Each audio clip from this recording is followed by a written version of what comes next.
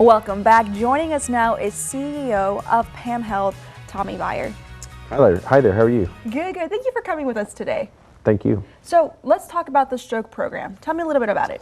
Yeah, so wanted to come and talk to the audience about stroke. About 800,000 people a year have a stroke in America, which is about 1 every 40 seconds. It's a pretty high prevalence. It's number 3 on the list of diseases that cause death under heart disease and cancer. It's the most debilitating of the illnesses, so I thought it was a good opportunity for us to talk about PAM Health Rehabilitation Hospital Victoria. No, absolutely. Yeah. And what are some things that can cause a stroke and preventative measures as well that PAM Health can help Yeah, with? so there's genetic factors, like folks that have family that have had stroke, it could predispose them. Of course, diet, exercise, high blood pressure, high cholesterol, excessive alcohol use, tobacco use. Those habits tend to kind of increase the opportunities for a person to have a stroke. Got it. And how does the center measure outcomes for patients? Like, their progress, how they're doing, can they leave the center, how long do they take to recover, that kind of stuff? So we're a referral-based group, so what we'll do is typically receive a referral from hospitals in the market. Sometimes people might actually go outside to like a Houston or an Austin or San Antonio market to get their treatment, and that's like the part of what I want to do is the community to be aware. We have a great program right here. So honestly, first thing is to assess the patient. We have actually a physiatrist on duty that is very focused on that physical rehabilitation as a physician. We'll also have a attending medical following physician as well that'll see them every single day. So there tends to be some other medical issues that we need to be working on. And then of course, physical therapy, occupational therapy, speech therapy.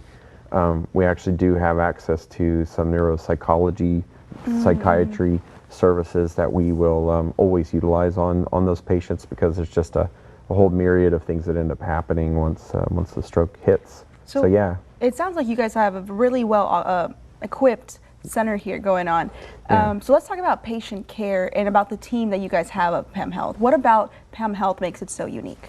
So I've often mentioned that we're a disease-specific certification program with the Joint Commission. It's kind of unique. There really isn't anything like that in the market. So the closest thing you're going to get to that is probably in a Houston or a Corpus or some of the bigger markets. So surprisingly, we have like a world-class program right here in Victoria. People aren't necessarily aware. So. All right. So what are some early symptoms of stroke? Yeah, so going back to those preventative measures. Yeah, we always want to be thinking about FAST. So you have like a facial droop. A lot of times people look in the mirror in the morning, or I don't know, they have some weird symptoms. Look in the mirror and they try to do like a pursed lip, like the kissing kind of. And notice that one side of their face won't really respond to the desire to move that part of the face. It's a really big warning sign. It's something that you want to look out for very quickly. And then, of course, A is for arm. So arm functioning isn't great. They're trying to reach, and it's kind of numb, kind of tingly, maybe not really functioning very well. And then, of course, your the S and the T. Slur. Sorry about that. I'm almost slurring right now.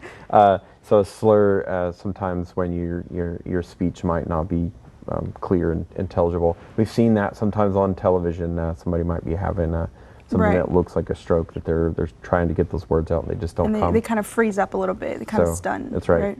And then the T is going to be like, hey, you got these signals. Go. Really, the best thing is to call 911 and have an ambulance come to you, because you just can't lose more time.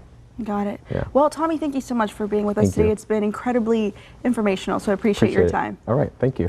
And those at home watching, don't go anywhere, because we have more Community Crossroads up next.